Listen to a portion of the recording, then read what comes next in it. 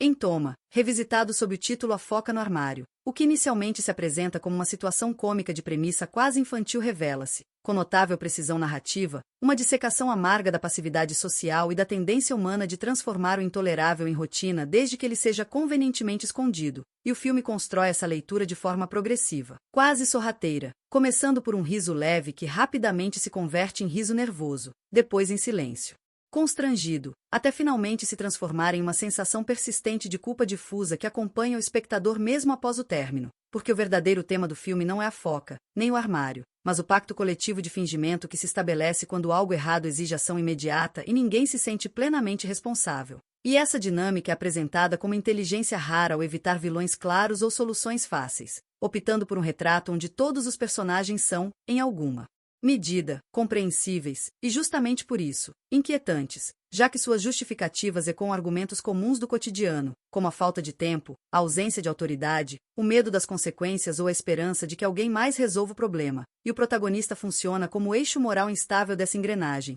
não porque seja mais consciente que os outros, mas porque é aquele que se encontra fisicamente mais próximo do problema, tornando-se o guardião involuntário do segredo, e essa proximidade não o transforma automaticamente em agente ético, mas em alguém pressionado a negociar constantemente entre empatia e autopreservação. E o roteiro explora essa tensão como escrita contida, onde cada decisão adiada pesa mais do que grandes atos de crueldade explícita, sugerindo que o mal cotidiano raramente se manifesta em gestos espetaculares, mas sim na soma de pequenas omissões socialmente aceitáveis, e a direção reforça essa ideia ao manter a câmera frequentemente posicionada em ângulos que observam sem julgar, criando uma sensação de testemunha impotente, como se o próprio filme estivesse preso à mesma lógica que critica, incapaz de intervir diretamente, apenas registrando, e essa escolha estética dialoga de forma eficaz com o tom geral da obra, porque impede o espectador de se colocar numa posição confortável de superioridade moral, já que não há trilha sonora orientando emoções nem enquadramentos heróicos sugerindo a resposta correta, e nesse espaço de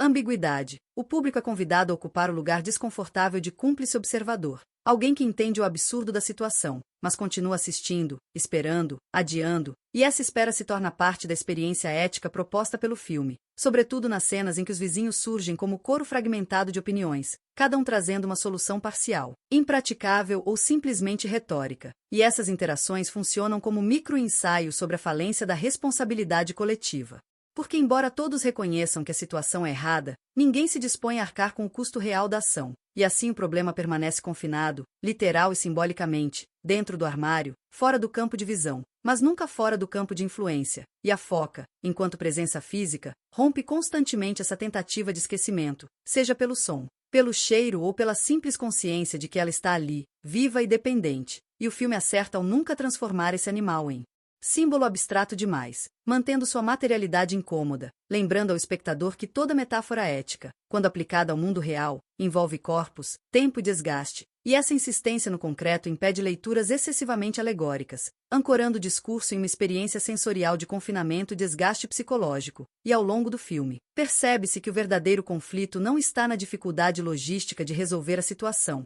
mas na resistência emocional a romper a normalidade aparente. Porque agir significaria admitir publicamente que algo esteve errado o tempo todo, e essa admissão é mais ameaçadora do que o próprio problema escondido, e essa ideia ressoa de maneira poderosa quando observamos como o protagonista se apega a soluções improvisadas, temporárias, quase infantis, como se a manutenção da ilusão de controle fosse suficiente para justificar a inação, e aqui o filme se aproxima de uma crítica social mais ampla, sugerindo que muitas estruturas contemporâneas funcionam exatamente assim, sustentadas por remendos morais que adiam decisões difíceis enquanto produzem a sensação enganosa de responsabilidade, e o momento em que a situação finalmente se desloca não é tratado como catarse, mas como esgotamento, e isso é fundamental para compreender a ética do filme, porque não há redenção clara, apenas a constatação tardia de que o custo de não agir se tornou maior do que o custo da ação, e essa constatação não limpa a culpa acumulada, apenas a reorganiza, e pessoalmente, essa escolha narrativa provoca uma identificação incômoda, porque revela o quanto estamos habituados a agir apenas quando a pressão se torna insuportável,